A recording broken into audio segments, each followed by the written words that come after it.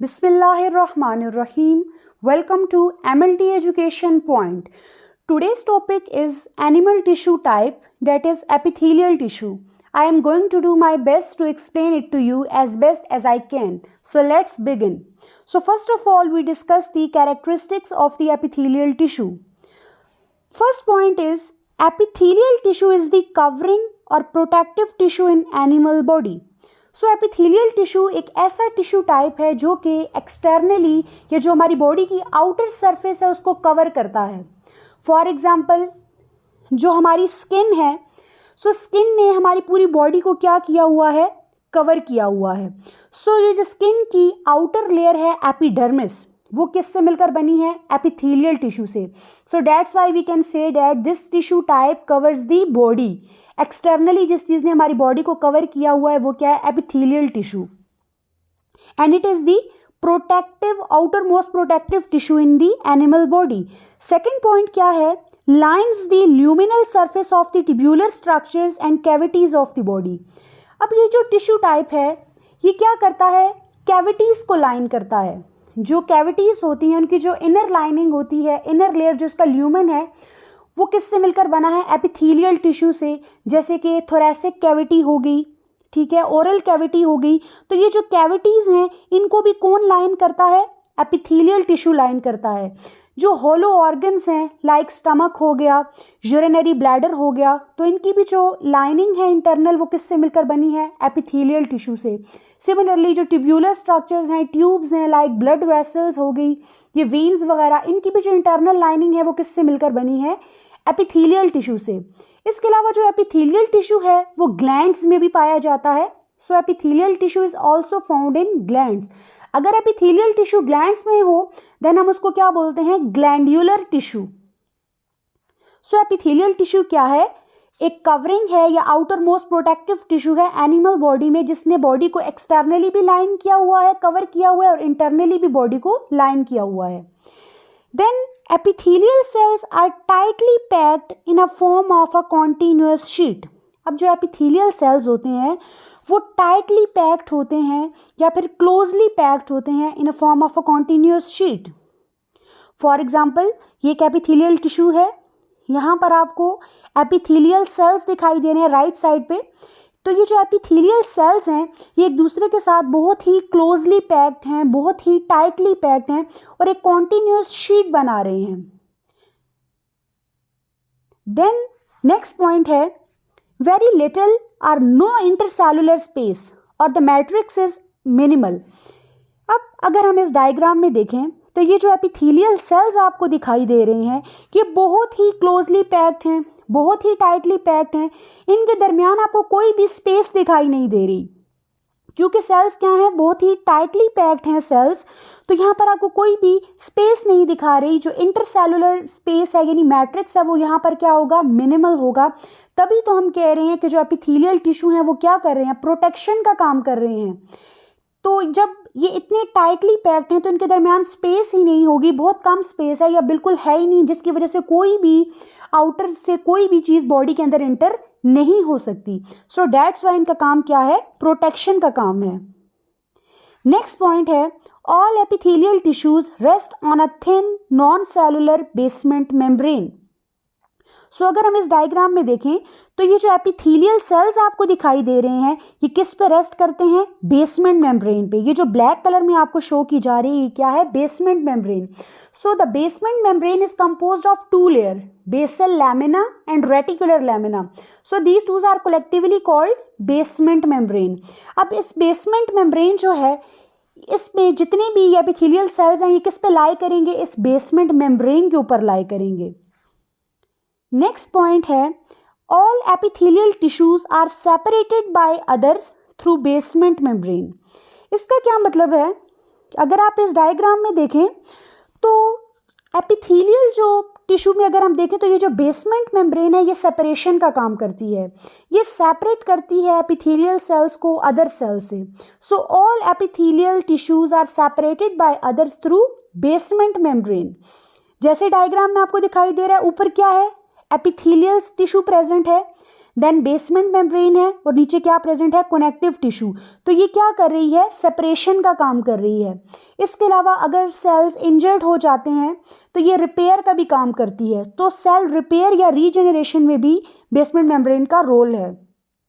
इसके अलावा ये as a selectively permeable membrane भी एक्ट करती है।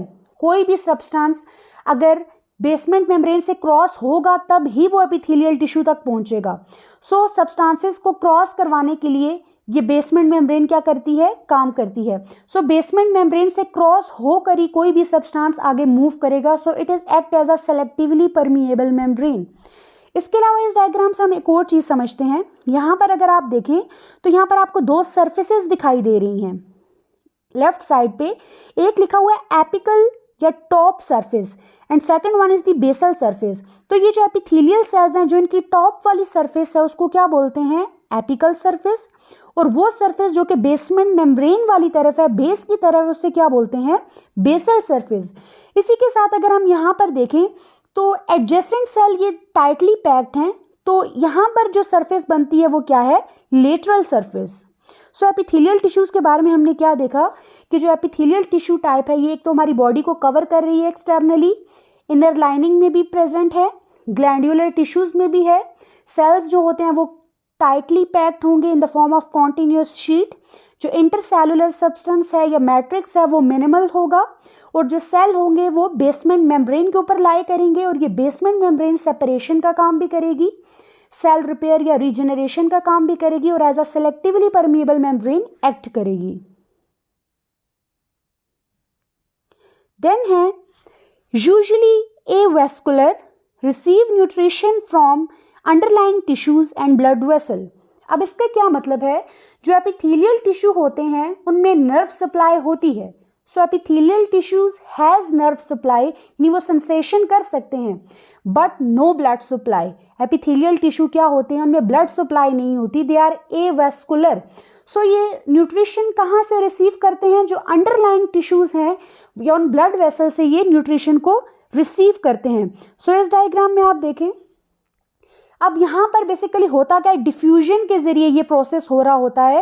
ये डिफ्यूजन क्या है, high concentration to low concentration. तो ऊपर क्या प्रेजेंट है, एपिथेलियल टिश्यू प्रेजेंट है, नीचे क्या प्रेजेंट है, कनेक्टिव टिश्यू। अब इस एपिथेलियल टिश्यू और कनेक्टिव टिश्यू के दरमियान क्या प्रेजेंट है, बेसमेंट मेम्ब्रेन। सो डिफ्यूजन के प्रोसेस से, क्योंकि कनेक्टिव टिश्यू के अगर हम देखें तो यहाँ पे blood capillaries, blood vessels present हैं, तो यहाँ से जो न्यूट्रिएंट्स हैं वो डिफ्यूजन के प्रोसेस से एपिथेलियल टिश्यू में ट्रांसफर होंगी, न्यूट्रिशन ऐसे वो रिसीव करेगा। देन नेक्स्ट पॉइंट है, specialised junction are present between the epithelial tissues that link individual cell. अब ये जो कुछ एपिथेलियल सेल्स हैं, इंडिविजुअल सेल के दरमियान कुछ स्पेशलाइज्ड जंक्शन प्रेजेंट होते हैं जो कि इन सेल्स को एक दूसरे के साथ लिंक कर रहे होते हैं। तो यहाँ पर प्रेजेंट होती हैं tight junction, gap junction and adherent junction. So नाम से जाहिर है टाइट जंक्शन क्या करेगा, सेल्स को टाइटली पैक होने में हेल्प आउट करेगा। तो गैप जंक्शन न्यूट्रिएंट की एक्सचेंज में हेल्प आउट करेगा, एडहेरेंट जंक्शन उसको एडहेयर करने में हेल्प आउट करेगा। सो ये क्या है, एपिथेलियल टिश्यू के कुछ कैरेक्टरिस्टिक या उसके फीचर्स।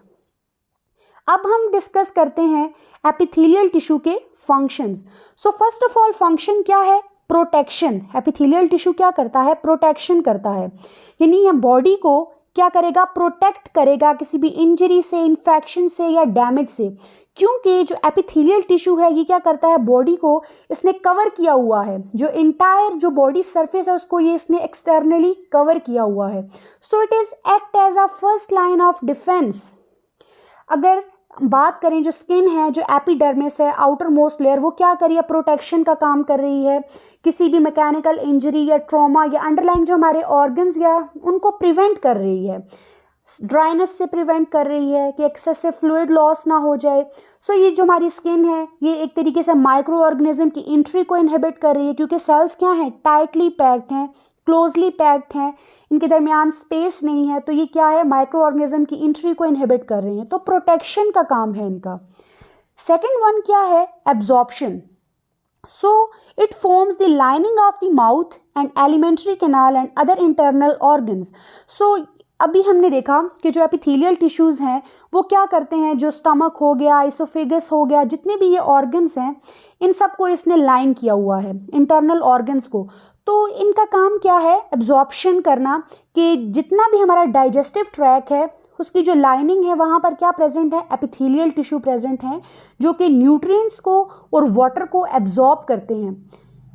थर्ड फंक्शन क्या है, सिक्रीशन का। सो एपिथेलियल टिश्यू क्या करते हैं, एंजाइम्स को सिक्रीट करते हैं, म्यूकस को सिक्रीट करते हैं, सलाइवा को सिक्रीट करते हैं, इसके अलावा हार्मोन्स को सिक्रीट करते हैं। अभी हमने देखा कि जो ग्लैंडुलर टिश्यूज़ होते हैं, ठीक है, जो कि एपिथेलियल टिश्यूज़ ग्लैंड्स में भी पाए जाते हैं, तो वहाँ पर ये हार्मोन्स को सिक्रीट करते हैं। देन स्वेट को, जैसे स्किन की अभी हमने बात की, तो स्किन की जो आउटर मोस्ट लेयर एपिडर्मिस, वहाँ से स्वेट रिलीज होगा। देन फोर्थ फंक्शन क्या है, एलिमिनेशन। सो एपिथेलियल टिश्यू जो है वो वेस्ट प्रोडक्ट या नाइट्रोजिनस जो है वेस्ट है उसकी एलिमिनेशन में भी हेल्प आउट करते हैं।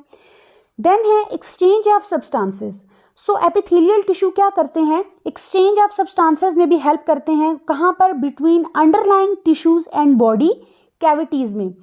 देखिए कोई भी अगर सब्सटेंस है उसने अगर एब्जॉर्ब होना है या उसने क्रॉस होना है तो उसे एपिथेलियल टिश्यू से पास होना पड़ेगा, देन वो वहाँ से क्रॉस होकर एब्जॉर्ब होगा। क्योंकि एपिथेलियल टिश्यू ने इंटरनली भी और एक्सटर्नली भी बॉडी को क्या किया हुआ है, कवर किया हुआ है। सो अगर हम डाइजेस्टिव ट्रैक की बात करें तो जो न्यूट्रिएंट्स हैं वो कैसे एपिथेलियल टिश्यू से अंडरलाइंग जो टिश्यूज़ हैं वहाँ पर पास या क्रॉस होंगे, देन वो ब्लड वेसल से एब्जॉर्ब होंगे। तो ये जो एक्सचेंज ऑफ सब्सटेंसेस है वो भी किससे होता है, इन एपिथेलियल टिश्यू से ही, इनका ही काम है। देन है सेंसेशन। सो सेंसेशन कैसे, कि सेंसरी सेल्स प्रेजेंट होते हैं एपिथेलियल टिश्यू जो होते हैं नोज के, वहाँ पर ऑल्फैक्टरी सेंसरी सेल्स होते हैं, आइज में फोटोरिसेप्टर सेल्स हैं, इसी तरह टंग में टेस्ट बर्ड्स होते हैं। तो इन सब के क्या है, सेंसरी रिसेप्टर्स होते हैं जो कि सिग्नल को सेंस करते हैं, ठीक है, एंड देन उसको आगे सेंड करते हैं टूवर्ड्स द ब्रेन। तो ये सब फंक्शन थे एपिथेलियल टिश्यू के, जिनमें protection, absorption, secretion, elimination, exchange of substances and sensation का फंक्शन है।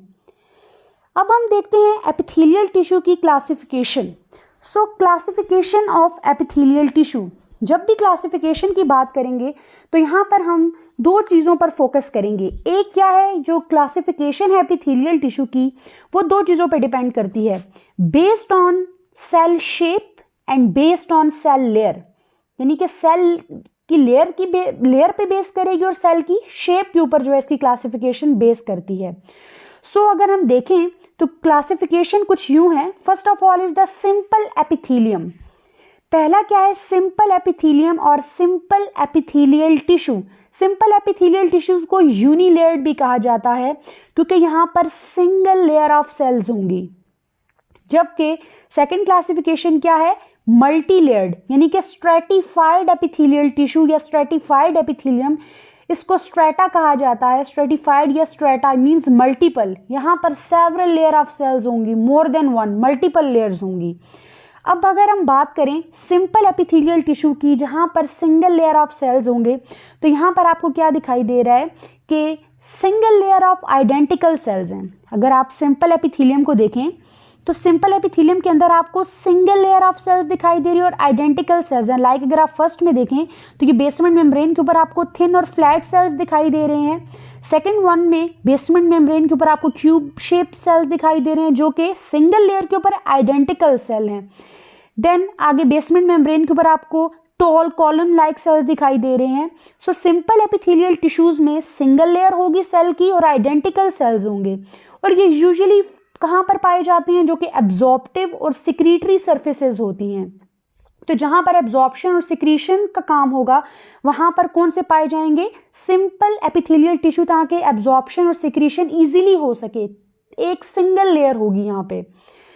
अब अगर हम सिंपल एपिथेलियल टिश्यू की बात करें तो इसकी जो टाइप्स हैं उनको हम नेम करते हैं according to the shape of the cell.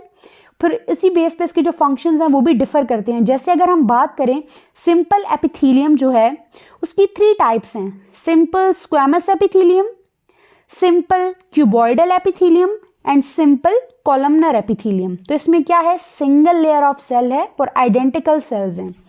Second one क्या है, stratified epithelium. So stratified means several layer of cells, या फिर मल्टीपल लेयर ऑफ सेल्स होंगी यहाँ पर। अब यहाँ पर मल्टीपल लेयर ऑफ सेल्स हैं और उनकी वेरियस शेप्स हैं। तो यहाँ पर अगर आप देखें बेसमेंट मेम्ब्रेन के ऊपर, जो ब्लैक कलर में शो है ये है बेसमेंट मेम्ब्रेन। सो बेसमेंट मेम्ब्रेन के ऊपर आपको डिफरेंट लेयर्स दिखाई दे रही हैं।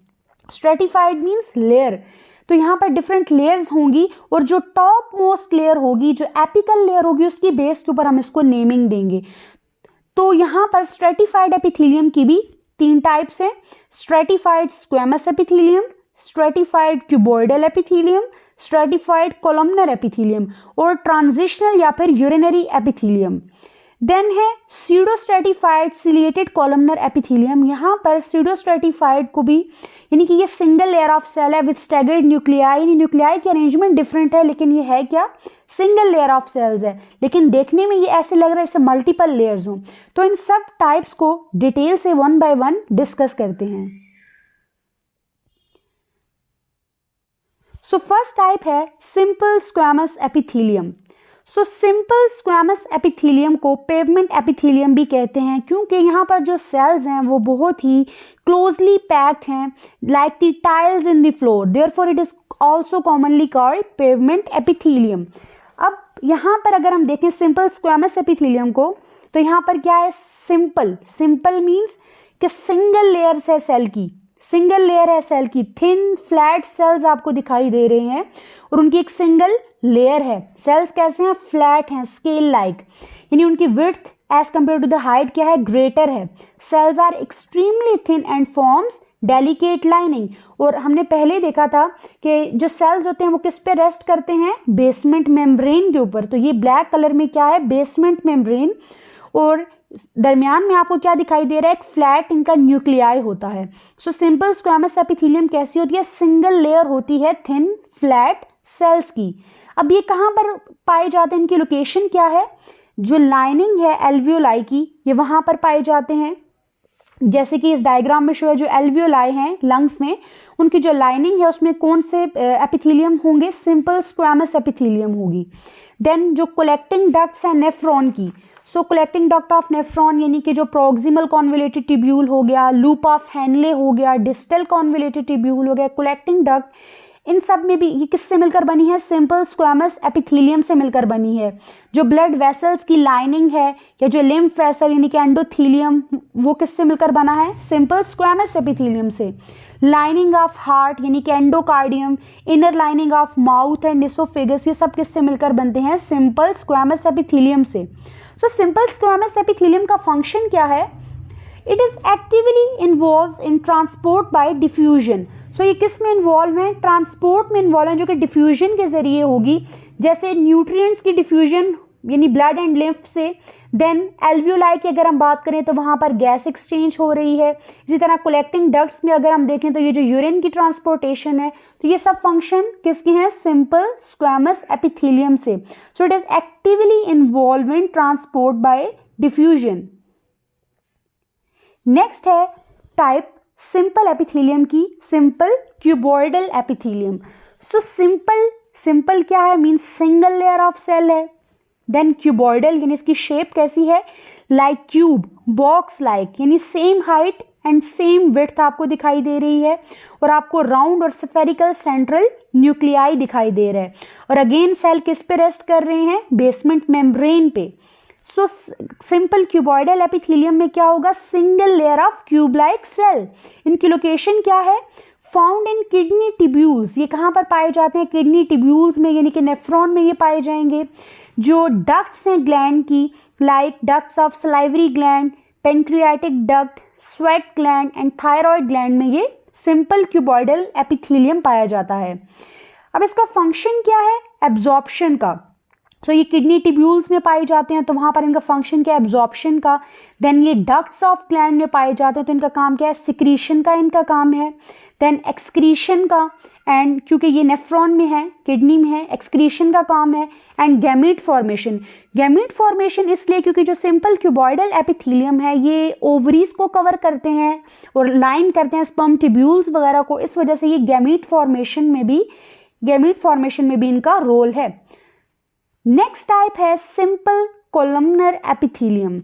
सो सिंपल कॉलमनर एपिथेलियम क्या है? Simple again mean single layer of cell, ठीक है, और कॉलमनर मीन के सेल यहाँ पर कैसे हैं? टॉल हैं, कॉलम लाइक सेल्स हैं। देन इसका जो न्यूक्लियाई है वो कहाँ पर होगा? नियर द बेस, यानी जो बेसल सरफेस है, यानी बेसमेंट मेम्ब्रेन के पास इनका जो न्यूक्लियस है वो ओवल न्यूक्लियस जो है, नैरो ओवल न्यूक्लियस वो प्रेजेंट होगा। और ये मोर टाल होंगे देन वाइड, यानी इनकी जो हाइट है वो ग्रेटर होगी देन विड्थ, यानी ये कॉलम शेप सेल्स होंगे। इनकी लोकेशन क्या है? ये लाइन करते हैं डाइजेस्टिव ट्रैक को, यानी स्टमक से लेकर एनस तक। देन एयरवेज जो हैं, ब्रोंकाई हो गया, जो यूटेराइन ट्यूब है, यूट्रस है, ग्लैंड्स है, वो उनमें क्या प्रेजेंट होता है? Simple columnar epithelium. The respiratory tract epithelium also has cilia on its surface. First of all तो हम ये देखते हैं कि जैसे ये फीमेल रिप्रोडक्टिव सिस्टम यहाँ पर आपको डायग्राम में शो हो गया, तो ये जो यूटेराइन ट्यूब है, फेलोपियन ट्यूब है, इसमें भी क्या प्रेजेंट होते हैं? सीलिया प्रेजेंट होते हैं। ये सीलिया क्या करते हैं कि ओवम को फर्दर आगे मूवमेंट, यानी जो ओवरी में जो ओवम प्रोड्यूस हुआ है उसको आगे मूव करने में जो है ये हेल्प आउट करते हैं। इसी तरह जो हमारा रेस्पिरेटरी ट्रैक है वहाँ पर भी जो ये कॉलमनर सेल्स हैं इनके ऊपर समटाइम्स सीलिया प्रेजेंट होते हैं। सो ये सीलिया जो हैं ये क्या, सीलिया या फिर माइक्रोविलाई भी प्रेजेंट होते हैं। सो सीलिया का काम क्या है कि जो सब्सटेंसेस हैं उनको आगे मूव करना, कि कोई भी पार्टिकल है उसको आगे प्रोपेल करना, उसको मूव करना। और जो माइक्रोविलाई हैं उनका क्या काम है? जो एब्जॉर्प्शन का सरफेस है, यानी एब्जॉर्प्शन सरफेस एरिया, उसको इंक्रीज करना। इसका फंक्शन क्या हुआ? एब्जॉर्प्शन का हो गया, क्योंकि ये डाइजेस्टिव ट्रैक में प्रेजेंट है। देन प्रोटेक्शन का इनका काम है। Columnar epithelium of intestine is specialized for absorption of water and digested food। क्योंकि ये इंटेस्टाइन में भी प्रेजेंट हैं तो वहाँ पर माइक्रोविलाई प्रेजेंट होते हैं जो कि एब्जॉर्प्टिव जो सरफेस एरिया उसको इंक्रीज करने में हेल्प आउट करते हैं। नेक्स्ट है स्ट्रेटिफाइड एपिथेलियम। स्ट्रेटिफाइड या स्ट्रेटा मीन्स मल्टीपल लेयर, यहाँ पर सेवरल लेयर्स होंगी सेल की। फर्स्ट ऑफ ऑल स्ट्रेटिफाइड जो एपिथेलियम है उसको कंपाउंड एपिथेलियम भी कहते हैं। यहाँ पर लेयर ऑफ सेल्स जो होती हैं वो अरेंज होती हैं upon basement membrane. First of all क्या है? Stratified squamous epithelium. वर्ड है स्ट्रेटिफाइड, स्ट्रेटिफाइड मीन कि यहाँ पर मल्टीपल लेयर्स होंगी, ठीक है।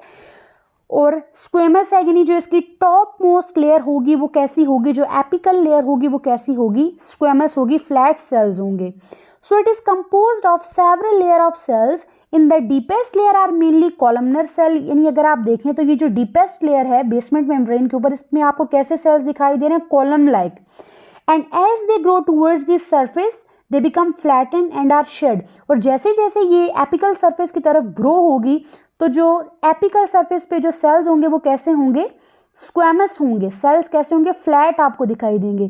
तो हम इसको नेम किस बेस पे करते हैं? जिसकी एपिकल सरफेस होती है उसकी बेस के ऊपर, कि एपिकल सरफेस के ऊपर जो सेल्स की शेप कैसी है। तो जो एपिकल सरफेस है यहाँ पर आपको कैसे सेल दिखाई दे रहे हैं? Squamous shape. So it is called stratified squamous epithelium. अब स्ट्रेटिफाइड स्क्वेमस एपिथेलियम फर्दर आगे से डिवाइड है टू टाइप्स में। एक को हम कहते हैं कैराटिनाइज्ड और एक को हम कहते हैं non keratinised. Keratinised stratified squamous epithelium कहाँ पर होगा? It is found on a dry surfaces subjected to wear and tear. जो कैराटिनाइज्ड स्ट्रेटिफाइड एपिथेलियम है ये कहाँ पर पाया जाएगा? जो ड्राई सर्फेसेस हैं जहाँ पर इंजरी हो सकती है, जो कि सब्जेक्टेड हैं to wear and tear. For example हमारी स्किन है, एक ड्राई सरफेस है, हेयर हो गए, नेल्स हो गए, तो यहाँ पर क्या होगी? Stratified squamous epithelium. अब यहाँ पर अगर हम देखें तो जो सरफेस लेयर होगी वहाँ पर न्यूक्लियाई नहीं होगा। Surface layer have lost nuclei. वहाँ पर क्या प्रेजेंट होगी? प्रोटीन प्रेजेंट होगी, जिसे क्या बोलते हैं? Keratin protein. तो इस डायग्राम में अगर हम देखें ये क्या है? कैराटिनाइज्ड स्ट्रेटिफाइड स्क्वेमस एपिथेलियम। यहाँ पर जो टॉप मोस्ट एपिकल सरफेस है वहाँ पर न्यूक्लियाई लॉस्ट है। यहाँ पर क्या प्रेजेंट होती है? Keratin protein. ये कैराटिन क्या करती है? ये वाटर प्रूफ होती है, यानी कि जो अंडरलाइंग स्ट्रक्चर्स हैं उनको ये ड्राइनेस से प्रिवेंट करेगी। देन सेकंड वन क्या है? Non keratinized stratified squamous epithelium. ये प्रोटेक्ट करती है moist surfaces subjected to wear and tier.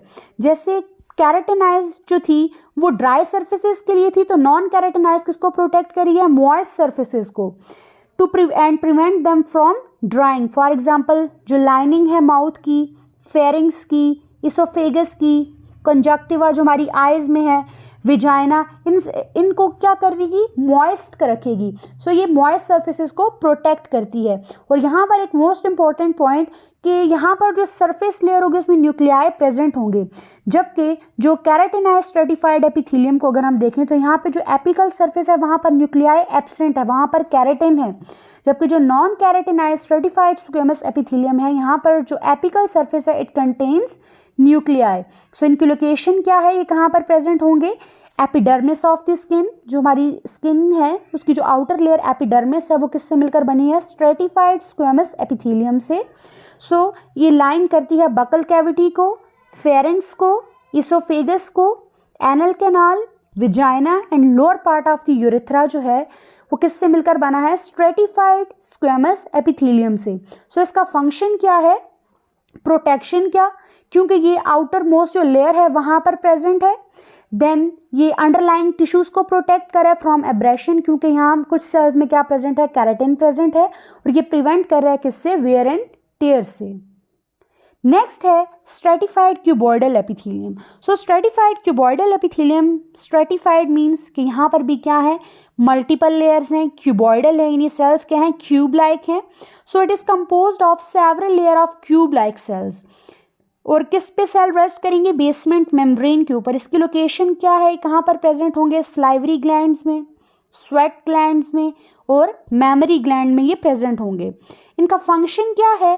Protection of ducts of various gland, यानी जितनी भी ग्लैंड्स हैं इनकी डक्ट्स की प्रोटेक्शन करना किसका काम है? स्ट्रेटिफाइड क्यूबॉइडल एपिथेलियम का। नेक्स्ट है stratified columnar epithelium. So stratified means कि यहाँ पर भी क्या है? मल्टीपल लेयर्स हैं और सेल्स की शेप कैसी है? Columnar, tall column like cells हैं। So it is composed of several layers of the column like cells. इनकी लोकेशन क्या है? ये प्रेजेंट होते हैं मेल यूरेथ्रा में and lower duct of the salivary glands में। और इसका भी फंक्शन क्या है? प्रोटेक्शन का एंड सिक्रीशन का। नेक्स्ट है ट्रांजिशनल और urinary epithelium. So transitional epithelium जो है इसमें भी अगर हम बात करें तो इसमें सेवरल लेयर्स हैं सेल की, और जो इसकी टॉप मोस्ट लेयर है, एपिकल लेयर है, एपिकल जो सरफेस है इसकी वो कैसी होती है? पीयर शेप या डोम लाइक होती है। अब अगर हम देखें तो ये कहाँ पर प्रेजेंट होते हैं? यूरेटर में, यूरिनरी ब्लैडर के अंदर, और जो प्रोक्सिमल यूरेथ्रा है। सो इसका फंक्शन क्या है कि जो ट्रांजिशनल एपिथेलियम है इनकी एबिलिटी होती है कि अपनी शेप को चेंज कर सकते हैं, कि ये ताकि ये जब यूरिन इसके अंदर, यूरिनरी ब्लैडर जो है बेसिकली उसमें वो क्या है? ट्रांजिशनल एपिथेलियम से मिलकर बना है। सो जब यूरिन इसके अंदर फिल होगा, जब ये फुल होगा यूरिन से तो ये स्ट्रेच हो जाता है, शेप को चेंज कर लेता है। तो यहाँ पर अगर आप डायग्राम में देखें तो यहाँ पर आपको दो तरह के ट्रांजिशनल एपिथेलियम दिखाई दे रहे हैं, रिलैक्स्ड एंड स्ट्रेच।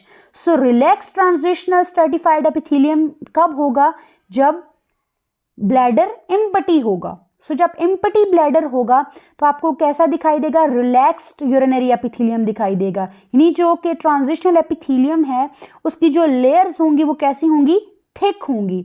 लेकिन जब वो स्ट्रेच होगा, यानी कि उसके अंदर यूरिन फिल है, देन आपको ट्रांजिशनल एपिथेलियम जो है उसकी लेयर्स कैसी दिखाई देंगी? थिन दिखाई देंगी। एग्जाम्पल जैसे हम बैलून को डिफ्लेटेड बैलून है तो उसके अंदर कोई एयर नहीं है तो वो थिक आपको दिखाई देता है। जब आप उसके अंदर एयर को ब्लो करते हैं, इन्फ्लेट करते हैं, देन लेयर्स कैसी हो जाती हैं? थिन हो जाती हैं, स्ट्रेच हो जाता है।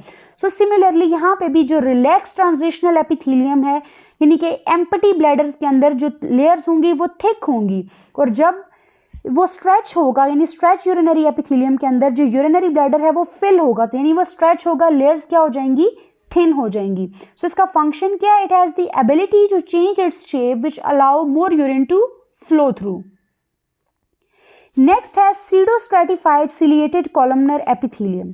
सो सीडो स्ट्रेटिफाइड, सीडो का मतलब होता है फॉल्स, स्ट्रेटिफाइड मीन्स के मल्टीपल लेयर्स, यानी कि ये फॉल्स लेयर हैं। यानी कि होगा क्या? हमें देखने में लगेगा कि ये more than one layer of cell है, लेकिन होगी क्या? सिंगल लेयर होगी सेल की। अगर हम इस डायग्राम में देखें तो सीडो स्ट्रेटिफाइड में, अब सीडो में आपको क्या दिखाई दे रहा है कि look like more than one layer of cell, लेकिन ये है क्या, जस्ट वन लेयर है कि every cell is anchor to the basement membrane. So ये फॉल्स आपको दिखाई दे रहा है कि ये मोर देन वन है, लेकिन ये है क्या, सिंगल लेयर है। सिलिएटेड क्यों, क्योंकि यहाँ पर एपिकल सरफेस के ऊपर आपको सीलिया दिखाई दे रहे हैं। कोलमनर इसलिए क्योंकि इसकी शेप क्या है, कॉलम लाइक टॉल सेल्स हैं यहाँ पर। So pseudo stratified ciliated columnar epithelium में जो सीलिया हैं, इनका क्या काम है, ये जो सीलिया हैं बेसिकली आपको यहाँ पर सेल्स दिखाई दे रहे हैं। कौन से सेल्स, गोबलेट सेल्स, जो कि म्यूकस को सिक्रीट कर रहे हैं। तो ये जो म्यूकस सिक्रीट हो रहा है इसको आगे फर्दर मूव कौन करेगा, सीलिया जो है वो इसको मूव करेंगे म्यूकस को।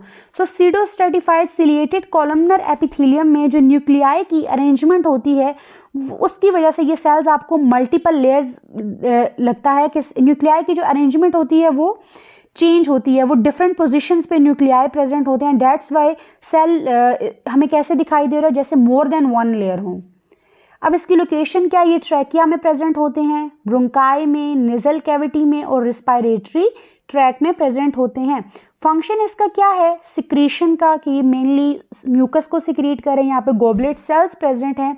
एंड सेकंड वन, ये जो म्यूकस सिक्रीट होगा इसको आगे प्रोपेल कौन करेगा, मूव कौन करेगा, सीलिया जो है वो इसको मूव करेंगे। The apical ends of many columnar and cuboidal epithelial cells have specialized structures projecting from the cell, and these functions either to increase the apical surface area for better absorption or to move substances along the epithelial surface. अब ये जो apical ends होते हैं, अभी जो हमने बात की, जो टॉप मोस्ट सरफेस है, तो वहाँ कुछ कॉलमनर सेल्स या क्यूबॉइडल एपिथेलियल सेल्स में कुछ स्पेशलाइज स्ट्रक्चर्स उनसे प्रोजेक्ट हो रहे होते हैं, ठीक है। जैसे पहले मैंने लिखा हुआ है सीलिया। सो सीलिया क्या है, located on the apical surface of the anchored cell, यानी ये कॉलमनर सेल्स आपको दिखाई दे रहे हैं। इनके ऊपर क्या प्रेजेंट है, इनकी एपिकल सरफेस के ऊपर जो टॉप वाली सरफेस है वहाँ पर सीलिया प्रेजेंट है। अब यहाँ पर आपको दिखाई दे रहे हैं गोबलेट सेल्स जो कि म्यूकस को सिक्रीट करते हैं। अब ये सीलिया करते क्या है, moves liquid over the surface of the cell, यानी इनका काम क्या है कि ये जो म्यूकस है इसको मूव करवाना सरफेस ऑफ द सेल, यानी एपिकल सरफेस से इस म्यूकस को मूव करवाने का काम कौन करता है, ये सीलिया। जो हेयर लाइक स्ट्रक्चर्स आपको दिखाई दे रहे हैं इनका काम क्या है, इसको मूव करवाना। इसी तरीके से कुछ कॉलमनर सेल्स होते हैं, उनके ऊपर प्रेजेंट होते हैं माइक्रोविलाई, जिसे ब्रश बॉर्डर भी कहते हैं। So it is located on the apical surface of the anchored cell. अब इस माइक्रोविलाई का काम क्या है, increase surface area for absorption. जबकि सीलिया क्या कर रहे थे, लिक्विड को मूव कर रहे थे over the surface of the cell, जबकि माइक्रोविलाई या ब्रश बॉर्डर क्या कर रहे हैं, सरफेस एरिया फॉर एब्जॉर्प्शन को इंक्रीज कर रहे हैं। तो इस डायग्राम को अगर आप देखें, ये कॉलमनर सेल है, ठीक है, इसके ऊपर कोई माइक्रोविलाई प्रेजेंट नहीं है, नो माइक्रोविलाई। तो इसका जो सरफेस एरिया फॉर एब्जॉर्प्शन जो कि मैंने ब्लैक लाइन से शो किया हुआ है ये आपको दिखाई दे रहा है, ये इसका क्या है, सरफेस एरिया एब्जॉर्प्शन का। सेकंड वन, ये कॉलमनर सेल है जिसमें माइक्रोविलाई प्रेजेंट है, जो फिंगर लाइक प्रोजेक्शन आपको एपिकल सरफेस या टॉप सरफेस पे दिखाई दे रही हैं। सो अगर हम देखें, ये जो ब्लैक लाइन से मैंने शो की क्या है, सरफेस एरिया फॉर एब्जॉर्प्शन। तो ये जो माइक्रोविलाई है, अगर आप इस लाइन को देखें और इस लाइन को अगर आप देखें तो यहाँ पर क्या है, surface area for absorption microvilli की वजह से क्या हो गया, इंक्रीज हो गया, ज़्यादा हो जाता है। सो ये माइक्रोविलाई क्या करते हैं कि जो जैसे हमारी इंटेस्टाइन है वहाँ पर क्या प्रेजेंट होंगे, ये माइक्रोविलाई प्रेजेंट, कॉलमनर सेल्स जो हैं वहाँ पर माइक्रोविलाई प्रेजेंट होंगे जो कि एब्जॉर्प्शन के लिए सरफेस एरिया को इंक्रीज करने में हेल्प आउट करते हैं। सो कुछ जो एपिकल एंड्स होते हैं कॉलमनर सेल्स में, उनमें कुछ स्पेशलाइज स्ट्रक्चर्स होते हैं जिनसे प्रोजेक्ट हो रहे हैं, जो कि क्या है, cilia and microvilli. So students, if you understood this video, please like, share and subscribe to my YouTube channel. Thank you so much for watching.